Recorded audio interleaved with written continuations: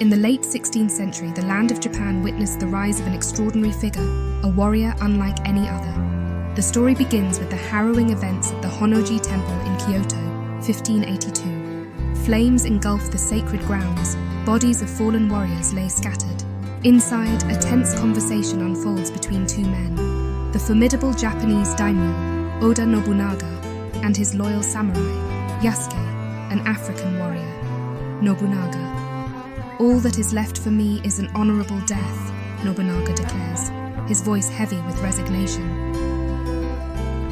With a final act of defiance, Nobunaga pierces his own abdomen with a sword, initiating the ritual suicide known as seppuku. Yasuke, with a heart-wrenching scream, raises his sword to complete the ritual, ending Nobunaga's life. While Netflix's anime Yasuke embellishes this historical event with fantastical elements, the core story remains grounded in reality. Yasuke was indeed an African warrior who served under Nobunaga, the great unifier of Japan during the tumultuous Sengoku period.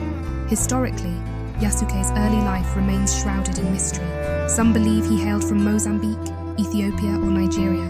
Thomas Lockley, co-author of African Samurai, The True Story of Yasuke, a legendary black warrior in feudal Japan, suggests Yasuke may have been enslaved in his youth, but was a free man when he met Italian Jesuit missionary Alessandro Valignano.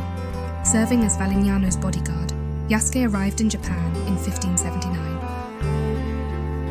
In 1581, Yasuke encountered Oda Nobunaga. Fascinated by Yasuke's dark skin, Nobunaga initially believed it to be painted.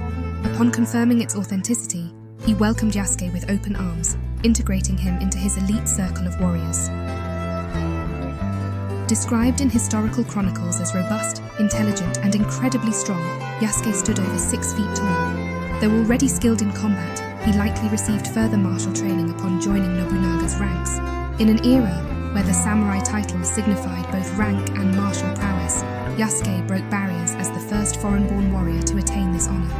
Despite being a unique figure, Yasuke was not the only African in Japan at the time. Historian Natalia Doan notes that several hundred Africans lived in 16th century Japan, working in various roles such as interpreters, soldiers, and entertainers. Yasuke's presence, while notable, was part of a broader tapestry of cultural exchange during this period.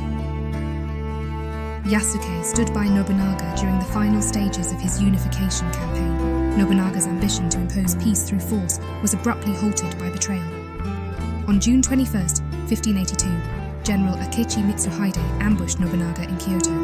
With only 30 men, including Yasuke, Nobunaga faced an overwhelming force of 13,000 troops. In a desperate retreat to the temple's inner chambers, Nobunaga and his attendant Mori Ranmaru performed seppuku. Yasuke, honouring his lord's final wishes, decapitated Nobunaga to prevent Mitsuhide from claiming his head as a trophy. Yasuke's actions preserved Nobunaga's honour even in death.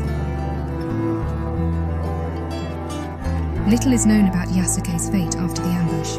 Captured by Mitsuhide's forces, Yasuke was taken to a Jesuit mission instead of being executed.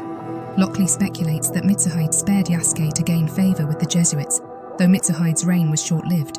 Toyotomi Hideyoshi, another of Nobunaga's retainers, avenged his master's death by defeating Mitsuhide at the Battle of Yamazaki, continuing Nobunaga's legacy of unification.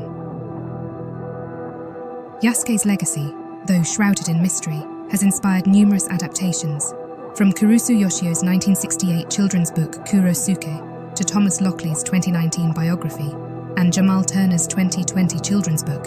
Yasuke's story has transcended centuries. He has appeared in video games like Neo and was set to be portrayed by Chadwick Boseman in a planned film before the actor's untimely death. The 2021 Netflix anime Yasuke, featuring Lakeith Stanfield as the voice of Yasuke, reimagines the samurai story with a blend of historical and fantastical elements. Although creative liberties are taken, the series underscores Yasuke's significance as a cultural icon and a symbol of resilience. Yoshiko Okuyama, expert on Japanese studies. Although Yasuke is a fantasy, it draws from documented history about a real-life dark-skinned samurai in 16th century Japan. It's important that diverse characters are depicted positively in central roles, moving beyond the stereotypes that have long plagued both Japanese and American animation. Conclusion: Yasuke's enduring legacy, narrator. Yasuke's story is a testament to the unexpected and remarkable encounters that define history.